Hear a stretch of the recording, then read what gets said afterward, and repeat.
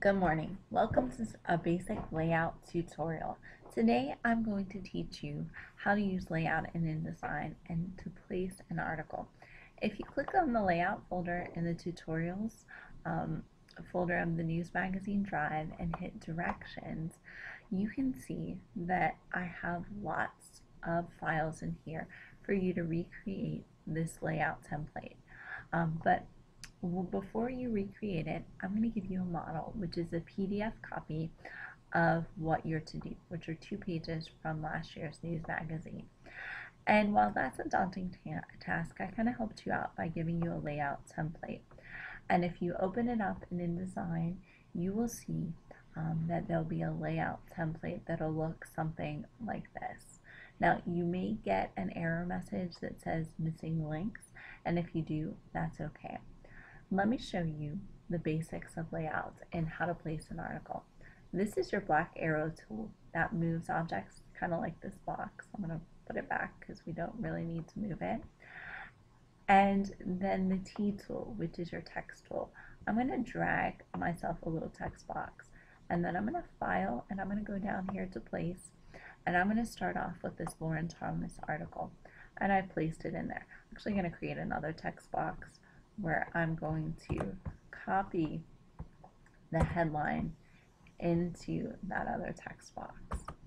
And I'm going to delete these extra spaces. What we're going to do is we are going to adjust the headline first. And this year, I just want you for this layout tutorial to use this let's do Berlin Sands, and we're gonna do it. We'll start out at about 36 point font. See how the text got a lot bigger, but where did it go? Well, you're gonna just simply drag the text box like all the way across so you can see all the text. Now, the other thing that you might want to do, which you'll find helpful, is making the actual text box smaller. So we're going to have this 36 font is probably just a little bit too much. So I'm going to change that down to, let's say, 28 point font. I'm going to hit enter, and you can see that it definitely made it a lot smaller. I'm going to hit on my black arrow. I'm going to take my little text box, and I'm going to make it smaller. And then I'm going to kind of place it up here in the and center it in the article. And now if I need to just move it a little bit, I can use my arrow keys to tap it one way or the other. Now let me take the text of my article, and if we look back into our model, you can see that it's 2 columns. So I have columns already designed on the page where you just simply drag your little text box to fit into the columns. You want to make sure that it's not too close to the edge. And you see this little red cross? If you click on it, you will see the remaining part of the text. And we'll scroll all the way down until that red little cross is gone. That means that there's no more text. If I double click, I'll get the text arrow. I just want to delete any particular extra space or anything like that.